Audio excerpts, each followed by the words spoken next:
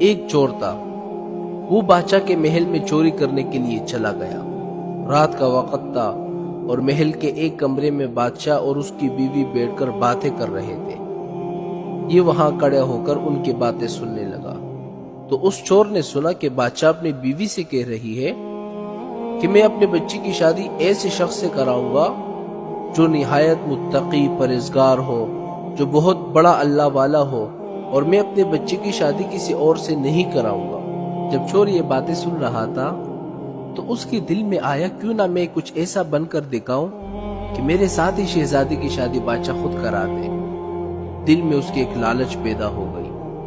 اب وہ چوری کو بھول گیا، دھوکے پر اتر آیا اور گھر میں جا کر بہت دیر تک سوچتا رہا کہ کس طرح میں اس بات میں کامیاب ہو جاؤں۔ تو اس کے ذہن میں ایک بات آئی کہ بادشاہ کے محل کے قریب ایک مسجد ہے، اس مسجد میں جا کر بزرگانہ لباس پہن کر وہاں پر بیٹھ جاتا ہوں، دن رات عبادت میں مشغول ہو جاتا ہوں۔ کسی نہ کسی طرح بادشاہ تک یہ بات پہنچ جائے گی کہ کوئی آدمی ایسا متقی پرہیزگار ہے جو دن رات اللہ کی عبادت میں مصروف ہوتا ہے۔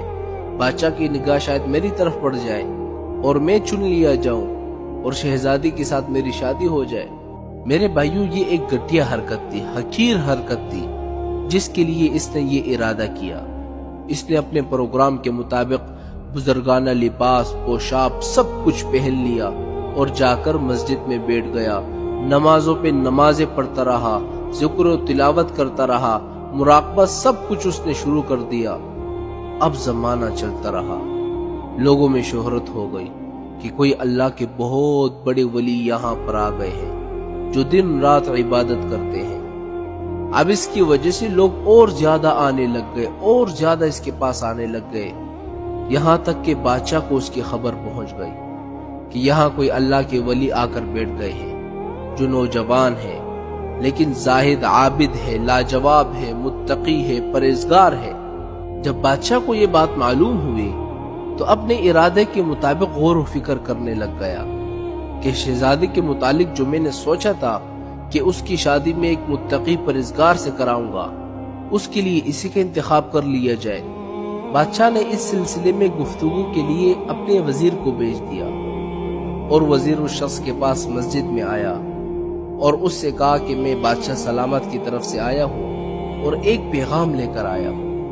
اس نے کہا کیا پیغام ہے؟ وزیر نے بتایا کہ بادشاہ نے کئی سال پہلے یہ فیصلہ کیا تھا کہ اپنی لڑکی کا نکاح ایسے شخص سے کرے گا جو بڑا ہی متقی ہو، پرہیزگار ہو، اللہ والا ہو، اور اس کی تلاش میں تھے۔ اب جو نظر گئی ہے تو آپ کے سوا بادشاہ کو اور کوئی نظر نہیں آ رہا، لہٰذا بادشاہ نے مجھے بھیجا ہے کہ اس سلسلے میں آپ سے گفتگو کروں۔ اگر آپ اس کے لیے تیار ہو تو آپ فرمائیں، اگلی نشست کے اندر اس سلسلے کی کارروائی آگے بڑھائی جائے۔ یہ شخص جو دراصل اسی تمنا اور آرزو میں آ کر بیٹھا تھا، وہ بہت دیر تک اس وزیر کی گفتگو سنتا رہا۔ اس کے بعد اس کے آنکھوں میں آنسو جاری ہو گئے۔ وزیر نے پوچھا کہ کیا بات ہو گئی ہے؟ تو کہنے لگا کہ آج آپ جو پیغام لے کر آئے ہیں وہ مجھے منظور نہیں۔ وزیر نے کہا کیوں منظور نہیں ہے؟ اس نے کہا کہ دیکھیں، میں صاف صاف آپ کو بتاتا ہوں کہ میں اصل میں ایک چور تھا اور میں بادشاہ کے محل میں چوری کرنے کے ارادے سے ایک مرتبہ چلا گیا، اور پھر وہاں پر بادشاہ کی اپنی بیوی کے ساتھ گفتگو ہوئی کہ میں اپنے بچی کا نکاح ایسے شخص سے کراؤں گا جو متقی ہو، پرہیزگار ہو، تو میں نے اس کو سن لیا۔ اور اس کے بعد اس چور نے کہا کہ میں نے یہ جو بزرگانہ لباس اختیار کیا ہے اسی لالچ کی وجہ سے کیا تھا کہ یہ ساری دولت مال مجھے مل جائے، لیکن جب میں یہاں آ کر بیٹھا تو خدا نے مجھے اپنا بنا لیا۔ اب بس اسی کے بعد مجھے کسی کی ضرورت نہیں ہے۔